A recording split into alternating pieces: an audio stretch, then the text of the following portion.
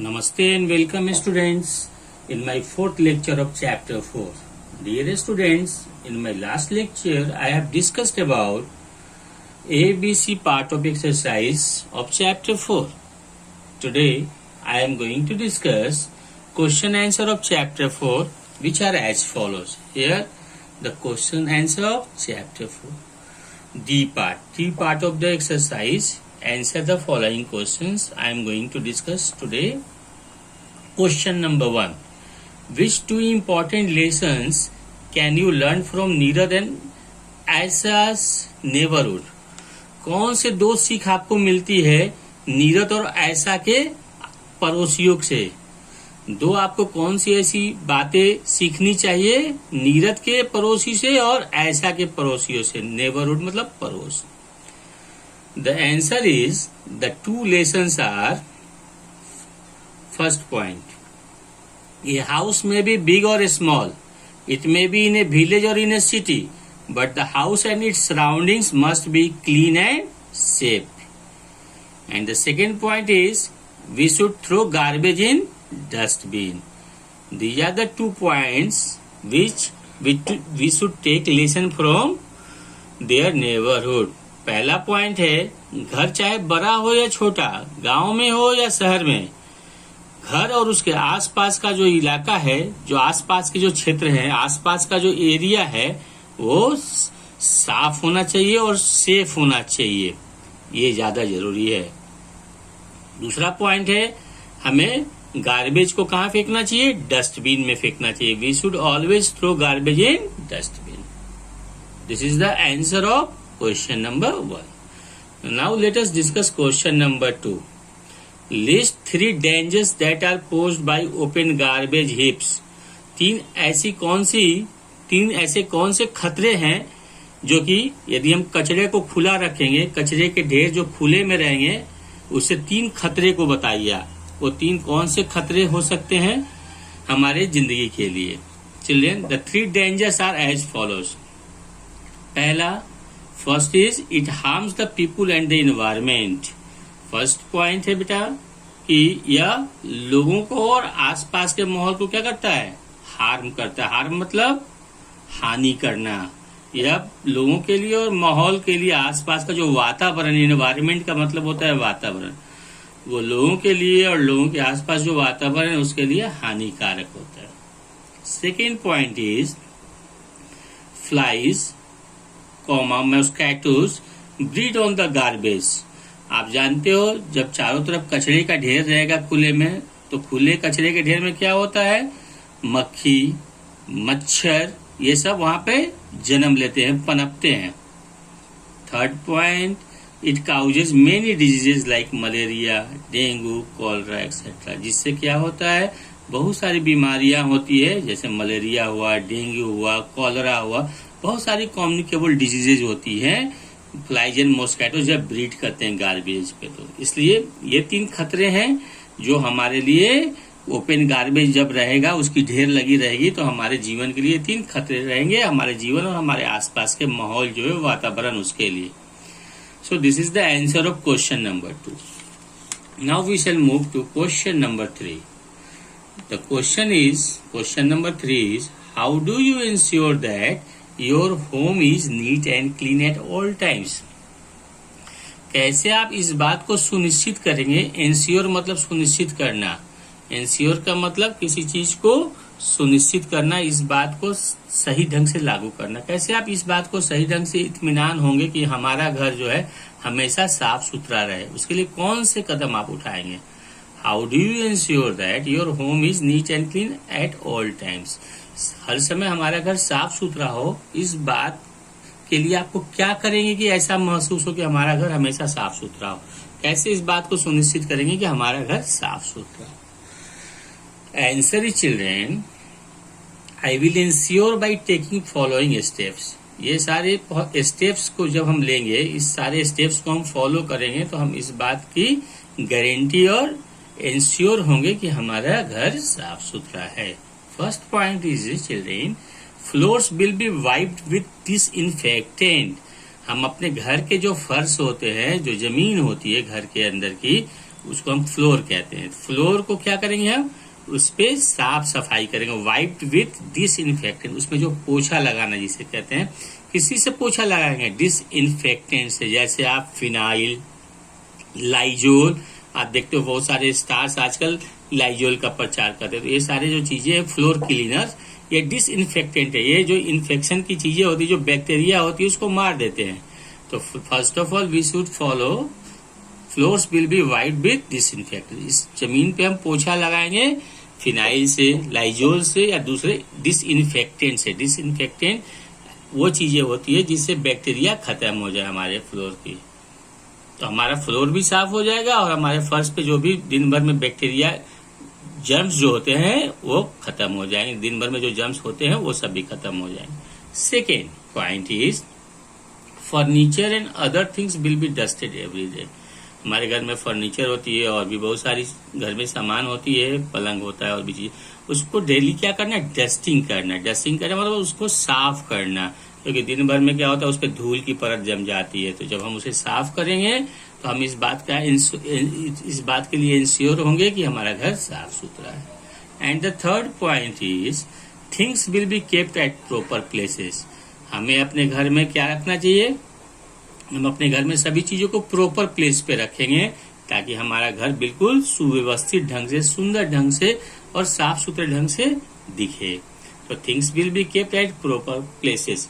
By following these 3 steps I will ensure that my home is neat and clean all the times. So this is the answer of the question. Now question number 4. Which 2 responsibilities are necessary for children to maintain hygiene in the house? वह कौन सी 2 जिम्मेवारियां हैं, responsibilities का मतलब होता है जिम्मेवारी, उत्तरदायित्व, जो जरूरी है बच्चों के लिए घर में साफ सफाई को मेंटेन करने के लिए। हाइजीन मतलब होता है साफ सफाई। बच्चों को ऐसे कौन से 2 काम करने चाहिए जिससे घर में साफ सफाई मेंटेन रहे। The 2 responsibilities are as follows. First is children should throw waste in dustbin. 2 काम करने चाहिए बच्चों को ताकि उनके घर साफ सुथरा रहे। बच्चों को क्या करना चाहिए, डस्टबिन में कचरे फेंकने चाहिए। Children should throw waste in dustbin. Second point is they should keep things in proper places. उन्हें सारी चीजों को, घर की जो चीजें हैं उनको प्रॉपर प्लेस पे रखना चाहिए, क्योंकि अक्सर देखा जाता है कि बच्चे अपने घर में चीजों को अच्छी तरह से नहीं रखते, जहां हुआ वही छोड़ देते हैं। ऐसा नहीं करना है। They should keep things in proper places. So these are the 2 responsibilities children should follow for maintaining hygiene in the house. Now question number 5. Mention 3 important features of an ideal home. आपको एक अच्छा घर, जो एक सुंदर घर है, जो आदर्श घर है, उसकी 3 विशेषताएं बतानी है। The answer is 3 important features of an ideal home are as follows. First point is एक सुंदर घर के 3 विशेषताएं जो होनी चाहिए वो निम्नलिखित है। First point is there should be proper sunlight. क्या होना चाहिए, अच्छा घर की निशानी क्या है कि उस घर में प्रॉपर सनलाइट है, सूरज की रोशनी प्रॉपर आनी चाहिए। आपको मालूम है कि सूरज की रोशनी जब प्रॉपर आती है तो क्या होता है, हमारे घर में चमक आती है। It brightens our home and it remove dampness. जो हमारे घर की जो डैम्पनेस होती है, जो नमी होती है, वो भी खत्म होती है। तो there should be proper sunlight, first point is. Second point is there should be proper ventilation. हमारे घर में वेंटिलेशन मतलब क्या होना चाहिए, खिड़की दरवाजे पर्याप्त मात्रा में होने चाहिए, साथ ही साथ वेंटिलेटर भी होना चाहिए, ऊपर में रहता है वो रोशनदान। मैंने पिछले क्लासेज में आपको बताया है। There should be proper ventilation for free flow of fresh air. Ventilation क्यों होना चाहिए प्रॉपर, खिड़कियां क्यों होती है घर में, दरवाजे क्यों होते हैं, ताकि हवा का आना जाना, जो फ्रेश एयर है उसकी फ्लो बनी रहे आपके घर में। There should be free flow of fresh air. So this is the second point है कि there should be proper ventilation in an ideal home. Now the third point is There should be sufficient water supply and proper drainage system. There should be sufficient. Sufficient का मतलब यहाँ होता है पर्याप्त. पानी की जो सप्लाई है हमारे घर में वो पर्याप्त मात्रा में होनी चाहिए, क्योंकि पानी की कमी होगी तो गंदगी होगी, क्योंकि हमारे घर में डेली के काम के लिए for performing our daily needs we need water we need sufficient quantity of water. हमें पर्याप्त मात्रा में पानी चाहिए, तो इसलिए ऐसी व्यवस्था होनी चाहिए घर में कि हमें पूरा पानी मिले जो कि हमारे घर की जरूरतों को पूरा किया जा सके जिससे. And proper drainage system.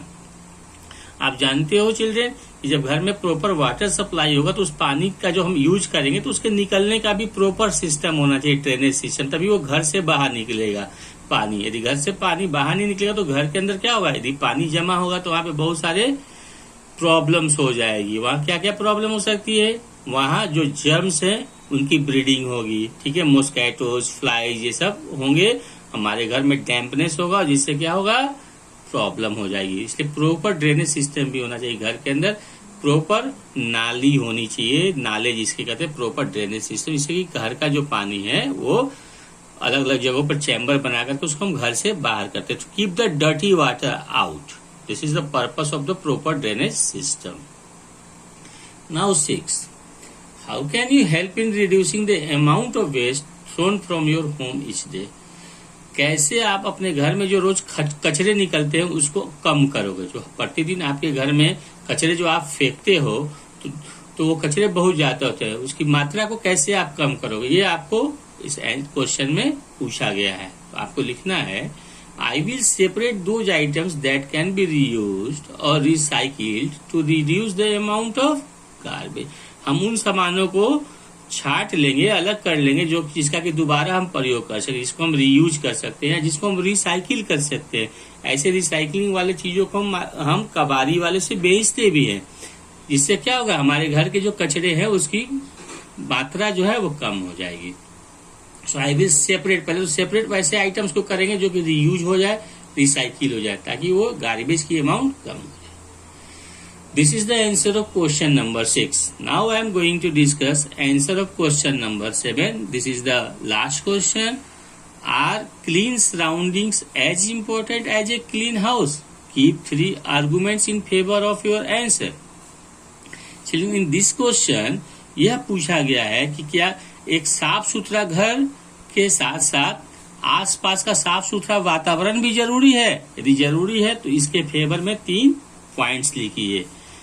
क्या घर ही सिर्फ साफ सुथरा रखना चाहिए या आसपास की जो सराउंडिंग से जो वातावरण है उसको भी साफ रखना उतना ही जरूरी है. यदि जरूरी है तो इसके बारे में 3 बातें आपको बतानी है कि क्यों जरूरी है. तो आंसर है yes, clean surroundings are as important as a clean house. आप जानते हो कि सिर्फ घर ही सुंदर नहीं होना चाहिए, साफ नहीं होना चाहिए, बल्कि उसके आसपास का इलाका भी, उसके आसपास की लोकेलिटी भी, आसपास का एरिया भी साफ होना चाहिए.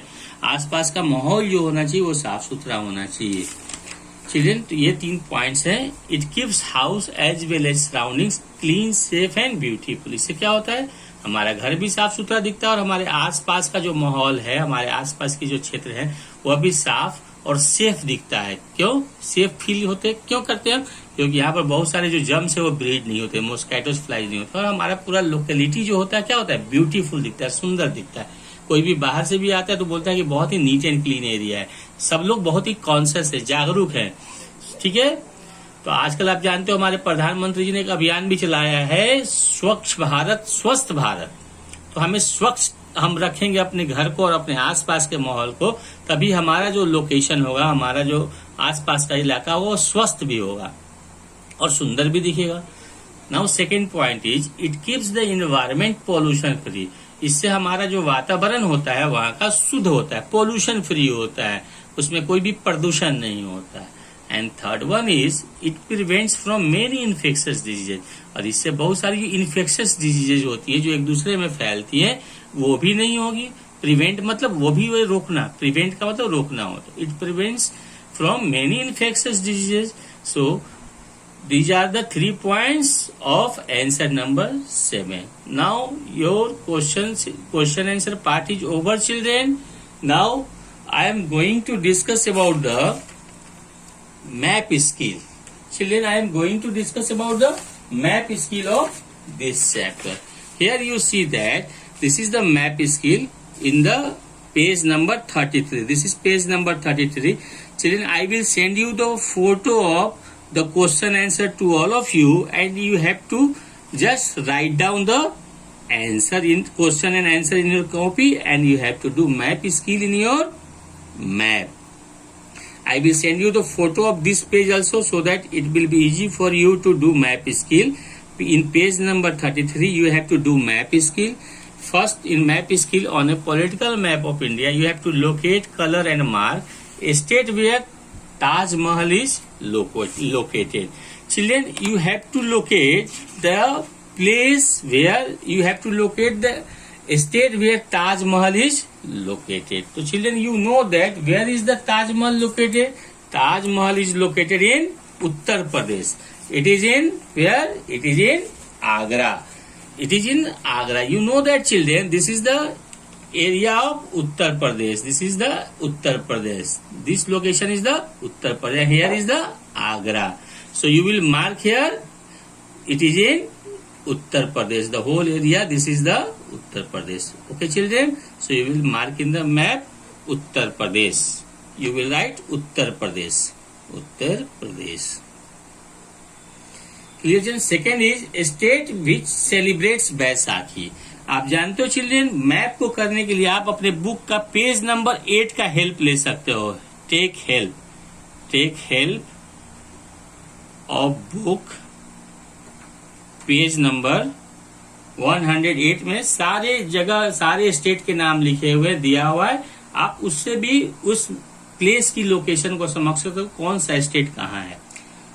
Now second one is children, a state which celebrates Baisakhi. You know, in Punjab Baisakhi is celebrated. So this is the state of Punjab. This is the Punjab.